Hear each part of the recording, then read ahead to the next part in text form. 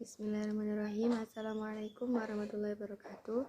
Saya Nazila Safir Oktavia, Prodi Ilmu Al-Quran dan Tafsir kelas IATA dengan NIM 220204110018. Di sini saya akan menjelaskan mengenai kitab Sunan Abu Daud dan juga Sunan Ibnu Majah. Yang pertama saya akan menjelaskan terlebih dahulu biografi singkat dari penulis kitab Sunan Abu Daud.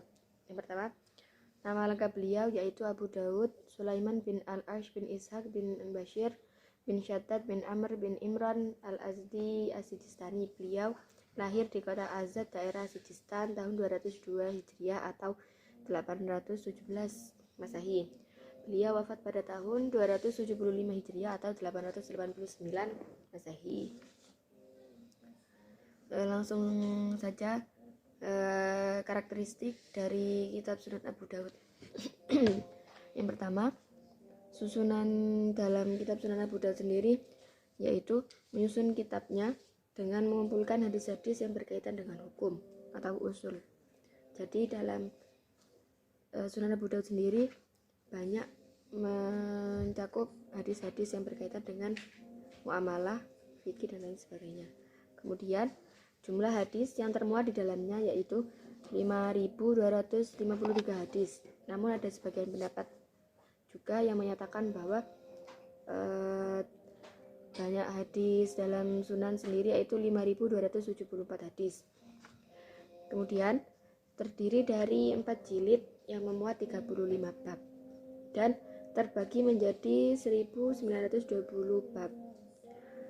Kitab di sini yaitu seperti judul bab besar yang kemudian di bawahnya berisi tentang bab-bab hadis. Jadi terdapat bab besar kemudian bab kecil yang menjelaskan tentang hadis-hadis tersebut. Jumlah hadis yang termuat dalam kitab Sunan sendiri yang 5.274 hadis merupakan intisari dari kurang lebih 500.000 hadis yang dihafal oleh Imam Abu Daud, yang mana dari jumlah hafalan Imam Abu Daud sendiri 500.000 hadis, kemudian hadis-hadis yang termuat dalam kitab Sunan yaitu 5.274 hadis. Spesifikasi dalam kitab Sunan sendiri yaitu berisi bab ahkam atau fikih. Kemudian beliau juga menyatakan bahwa dalam kitab Sunan sendiri terdapat hadis marfu', mauquf, maqtu' dan juga asar yang dinisbatkan kepada para tabi'in. Jadi dalam kitab Sunan tidak hanya memuat hadis Nabi, juga terdapat asar para sahabat dan lain sebagainya. Kemudian dalam menyampaikan hadisnya, beliau menyebutkan bahwa zakartu fihi as-sahih wa ma yushabibuhu wa ma yuqaribuhu wa ma kana fihi wa huna syadid wa ma lam azkur fiha syai'an fa huwa sholih. Aku tidak menyebutkan dalam kitab Sunanku kecuali hadis-hadis sahih dan hadis-hadis yang serupa dengan sahih dan yang mendekati dengan kriteria hadis sahih dan hadis-hadis yang selainnya. Wa malam azkur fiha syai'an fa huwa sholih. Dan apabila ada hadis yang tidak disebutkan oleh beliau tentang riwayat dengan kualitas hadisnya, beliau menghukuminya sebagai hadis sholih. Hadis sholih di sini dimaknai sebagai hadis yang bisa atau layak digunakan sebagai iktibar atau referensi, namun tidak bisa dijadikan hujah.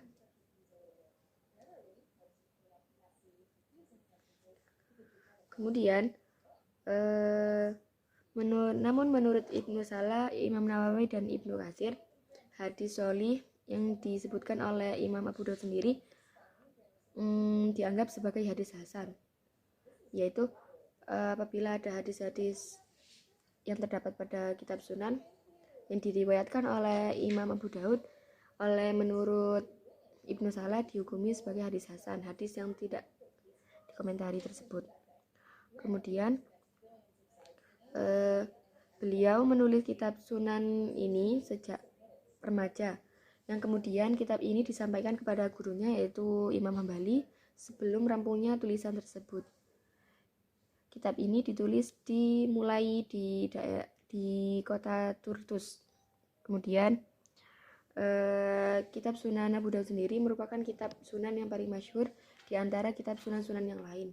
Jadi kitab Sunan Abu Daud menempati posisi pertama di antara kitab sunan-sunan yang lain.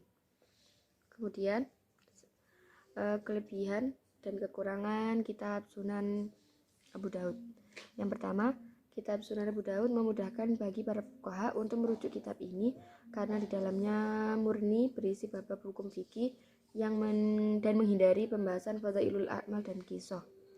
Yang kedua, tetap mencantumkan hadis dhaif, kemudian dijelaskan dari segi kedhaifannya. Yang ketiga, diakui kevaliditasiannya dalam bab fikih. Dan yang keempat, tidak mengambil riwayat dari rawi yang tertuduh dusta atau matruk di dalam susunannya. Itu menurut pendapat Imam Tirmizi. Kemudian kekurangan dalam kitab Sunan Abu Dawud yaitu ditemukannya hadis-hadis maudhu yang belum disifati oleh Imam Abu Dawud dalam kitab ini. Kurang lebih terdapat 8 hadis menurut pendapat Ibnu Juhazi. Kemudian tidak adanya penjelasan tentang kualitas suatu hadis dan kualitas sanad sumber silsilah dalam hadisnya, sementara yang lainnya disertai dengan penjelasan. Jadi terdapat hadis ada yang disertai dengan penjelasan, ada yang tidak. Kemudian adanya kemiripan Abu Dawud dengan Imam Hambali dalam mentoleransi hadis yang oleh sementara kalangan dinilai dhaif. Kemudian masih ada rawi yang dianggap mungkar yang masih diterima riwayatnya, yang meskipun demikian penjelasan kemungkarannya menurut pendapat Imam At-Tirmizi. Metode penyusunan yang dipakai oleh Imam Abu Dawud yaitu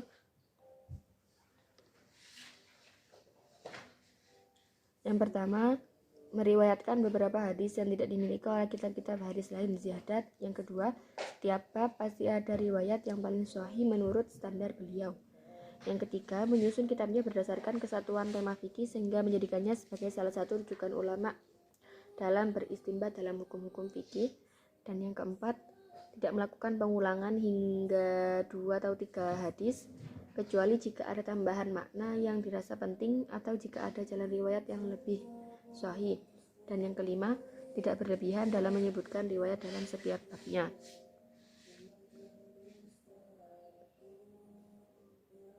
Kemudian kualitas hadis dalam kitab Sunan sendiri, menurut Imam Az-Zahabi menyebutkan bahwa dalam kitab Sunan Abu Dawud sebagian hadis yang terdapat dalam kitab Sunan sendiri sesuai dengan takhrij Imam Bukhari.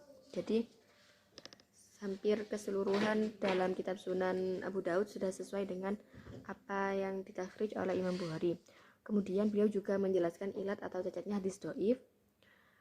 Dan yang ketiga, menurut Ibnu Hajar Al-Asqalani, alasan beliau tidak memberi penjelasan pada beberapa hadis mengenai perawi hadis tersebut. Yang pertama, mencukupkan bahwa rawi yang sama pada hadis sebelum-sebelumnya. Yang kedua, bisa jadi karena lupa. Dan yang ketiga, nampak jelas kedhaifannya. Dan yang keempat, terjadi perbedaan teks susunan dalam kitab Sunan tersebut.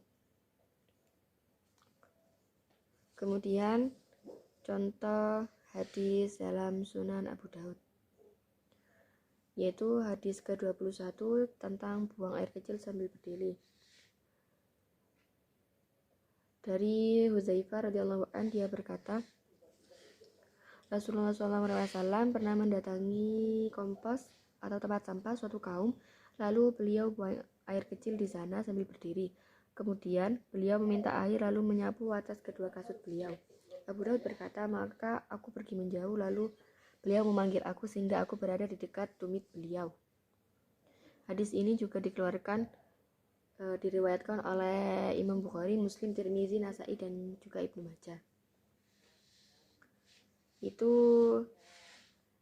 cukup sekian dari kitab Sunan Abu Daud. Lanjut kepada kitab Sunan Ibnu Majah. Nama lengkap beliau yaitu Abu Abdullah Muhammad bin Yazid bin Majah Ar-Rabi Al-Qazwini. Beliau lahir pada tahun 209 Hijriah, wafat pada bulan Ramadan 273 Hijriah. Beliau tinggal di daerah Qazwain, negeri Irak. Langsung kepada karakteristik kitab Sunan sendiri. Sunan Ibnu Majah. Yang pertama, kitab ini disusun sesuai dengan bab fikih sama seperti kitab-kitab sebelumnya. Kemudian jumlah hadis yang termuat di dalamnya sekitar 4.340 hadis yang terbagi menjadi 1.515 bab. Kitab ini terdiri dari 5 jilid. Terdapat perbedaan pendapat mengenai posisi kemasyhuran antara kitab Sunan Ibnu Majah dengan Sunan An-Nasa'i.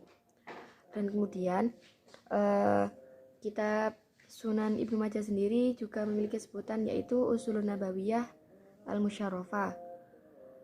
Dan karya-karya Ibnu Majah sendiri salah satunya yaitu tafsir Hafilil Quranul Karim. Kemudian kelebihan dari Sunan Ibnu Majah.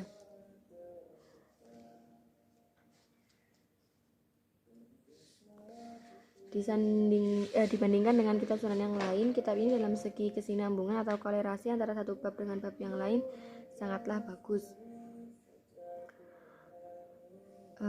Kemudian yang kedua, ada sebuah riwayat yang menyatakan bahwa Ibnu Majah pernah meriwayatkan sebuah hadis hanya melalui 3 perawi sudah sampai kepada Rasulullah dengan istilah lain yaitu sulusiat. Dan hal ini menunjukkan betapa tinggi sanad yang dimiliki Ibnu Majah. Jadi dalam penyampaian hadis tersebut dengan istilah sanad Ali, kemudian antara perawi dengan Imam Ibnu Majah dan Rasulullah hanya terpaut dengan 3 orang saja. Kemudian memuat hadis-hadis yang tidak ditemukan dalam Kutubul Al-Khamsah. Yang kelima, jumlah pasal-pasal dalam kitab Sunan Ibnu Majah banyak dan ditata dengan baik. Sedikit sekali terdapat pengulangan hadis di dalamnya. Kemudian kekurangan dalam Sunan Ibnu Majah. Yang pertama, masih tercampurnya berbagai jenis atau macam hadis sehingga bagi para peneliti sesudahnya harus mengkaji ulang terhadap apa yang telah dikumpulkan oleh Ibnu Majah. Kemudian yang kedua, hadis yang berkualitas dhaif tidak mendapat kejelasan sebab kedhaifannya. Fuad Abdul Baqi mencatat ada sekitar 712 hadis dhaif dalam Sunan Ibnu Majah dan dibiarkan begitu saja tanpa ada komentar atau penilaian sedikit pun mengenai riwayat hadis tersebut. Kemudian dalam kitab ini terdapat hadis-hadis yang bernilai dhaif, mungkar, batil, dan bahkan maudhu. Dan juga Ibnu Majah tidak menjelaskan sebab-sebabnya. Yang keempat, jikalau kitab ini sebagai Fadhailul A'mal, seharusnya kitab ini membahas hadis-hadis yang berhubungan dengan etika, bukan pada masalah fikih. Karena fikih kaitannya dengan hukum, maka dari itu pengambilannya harus sesuai.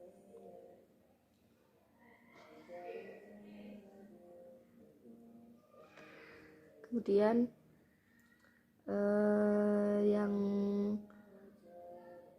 terakhir yaitu metodologi penyusunan kitab Sunan Ibnu Majah sendiri. Yang pertama dimulai dengan bab anjuran mengikuti sunnah. Yang kedua kemudian dilanjutkan dengan penulisan bab akidah. Yang ketiga kemudian bab toharo, dan yang keempat terakhir dengan bab zuhud. Penyusunan dalam kitab Sunan Ibnu Majah sendiri mendapat apresiasi dari ulama yang lain karena berbeda dengan kitab-kitab Sunan yang lainnya yang biasanya dimulai dalam permulaan kitab Sunannya diawali dengan hadis-hadis yang berkaitan tentang keutamaan niat atau turunnya wahyu. Jadi dalam kitab Sunan Ibnu Majah menjelaskan tentang bab anjuran untuk mengikuti sunnah, berbeda dengan kitab Sunan-Sunan yang lain. Yang terakhir, contoh dari Sunan Ibnu Majah. Pada hadis ke-972 yang artinya mewartakan kepada kamu Hisham bin Amr, mewartakan kepada kamu Ar-Rabi bin Badr dari ayahnya, dari kakeknya, yaitu Amr bin Jarad dari Abu Musa al-Asy'ari. Dia berkata, Rasulullah SAW bersabda, 2 orang dan seterusnya adalah jamaah. Hadis riwayat Ibnu Majah. Mungkin cukup sekian dari saya, kurang lebihnya mohon maaf. Assalamualaikum warahmatullahi wabarakatuh.